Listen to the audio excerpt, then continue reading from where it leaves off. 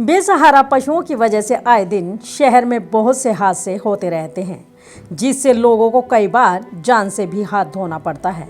हालांकि बेसहारा गोवंशों के लिए सरकार द्वारा आयोग भी बनाया गया है, लेकिन उसके बावजूद शहर की सड़कों और हाईवे पर अगर देखा जाए तो इंसानों से ज़्यादा आवारा पशु घूमते दिखाई देते हैं। गौशाला आयोग होने के बावजूद भी इन पशुओं की ऐसी दुर्गति होती है कि कभी तो वह पेट भरने के लिए गंदगी और पॉलीथीन खाने के लिए मजबूर होते हैं और कभी हादसों का शिकार हो सड़कों पर इनके चीथड़े फैले दिखाई देते हैं। आवारा पशुओं के लिए बहुत सी गौशालाएं बनाई गई हैं, जिनमें इन बेसहारा गोवंशों को रखा जाता है और लोग दया धर्म के चलते गौशालाओं में आकर चारा डाल इनकी देखभाल करते हैं। इन गौशालाओं की वजह से ही बेसहारा गोवंशों को रहने की जगह और खाना मिलता है, जिससे इन्हें खाने की तलाश में जगह जगह घूमना नहीं पड़ता और कहीं ना कहीं लोग भी हादसों का शिकार होने से बच जाते हैं। लेकिन कुछ लोग पुण्य के इन कामों को जलन के चलते रोक देना चाहते हैं। यह कहना है सोनोली रोड स्थित पुरानी सब्जी मंडी के वासियों का। स्थानीय निवासियों ने बताया कि सब्जी मंडी में यह गौशाला पिछले 25 सालों से चल रही है।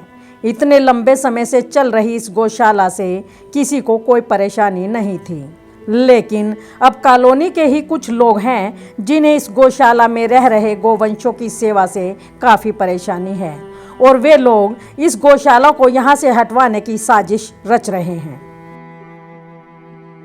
भाई साहब ये वैसे ही परेशान हो रहे हैं, बिल्कुल भी कोई दिक्कत नहीं है। तो आप देख रहे हो कितने बंदे आ रहे हैं यहाँ, नहीं तो गायें सारी सड़क पे घूमेंगी, कितनी परेशानी होगी लोगों को भी। अब और भी गौशाला कितनी गायें बाहर घूम रही हैं, तो कितनी दिक्कत हो रही है लोगों को। कभी किसी को मतलब टक्कर मार रही हैं गायें। अगर जो यहाँ 250-300 के करीब गायें हैं जी, आप देख रहे हो यहाँ सारी गायें हैं ना, ये सिर्फ जो रोटियों से ही मतलब पेट भरता है इन गायों का जी। और इतनी साफ सफाई कर रहे हैं जी, यहाँ 4 बंदे लगे हुए हैं। यहाँ बिल्कुल भी कोई स्मेल नहीं है, बिल्कुल भी कोई दिक्कत नहीं है भाई साहब। ये 90-93 से है भाई साहब। यहाँ ना खड़े थे पहले, यहाँ इतना गंदगी पड़ी होती थी, गोबर की डेयरियाँ होती थी। अरियम तायल जी ने मिलके मतलब सब ने मिलके इनको गोबर की मतलब ये गोबर जो पड़ा हुआ था उसको उठवा के जी, तो उसको मतलब साफ़ करवा के तो 4 दुआरी करवा के जी उस टाइम पे बनाई थी जी। 1900 मेरे ख्याल में 90-93 के करीब की बात है, जब से गौशाला है जी। जिन्होंने शिकायत की है ना जी, इन्होंने इतनी सहायता की थी इस गौशाला को बनाने में। जब गौशाला में पानी का कनेक्शन नहीं था ना जी, ये अपने घर से पानी देते थे। अब पता नहीं क्या दिक्कत हो रही है सर, अब तो मतलब पता नहीं क्या दिक्कत हो रही है। कौन है वो एक आधा नाम जो जैसे कि सर ये गौशाला 25 साल से है। ये इस गवर्नमेंट के पास क्या कहते हैं, जो बाहर घूम रहे हैं उनका कोई इलाज नहीं है। जिनको सारा मिला हुआ है उनको बेसहारा कर रहे हैं। ये क्या कहते हैं, वोटिंग तो ये क्या कहते हैं गौशाला के नाम पे करते हैं और ये गौशाला को ही मतलब यहाँ से हटाना चाहते हैं। हम तो बस यही निवेदन है, ये गौशाला यहीं पे रहनी चाहिए। ये है यहाँ हाउसिंग बोर्ड कॉलोनी में 12 सेक्टर में रहता हूँ मैं। आसपास जितना भी लोगों का गौ प्रेम है, वो ताज़ी रोटियाँ निकाल के सुबह जो गऊ को जानी चाहिए वो यहाँ पे साथ साथ दी जाती हैं। अदरवाइज़ वो सड़ती हैं, फिर इकट्ठी डाल के आते हैं लोग। इसके लिए जो भी मतलब सब्जी वगैरह का मान लो कुछ भी जैसे बचता है, सब्जी काटते हैं वो भी सारी सड़ने से बचती है और गऊओं को सीधी पड़ जाती है।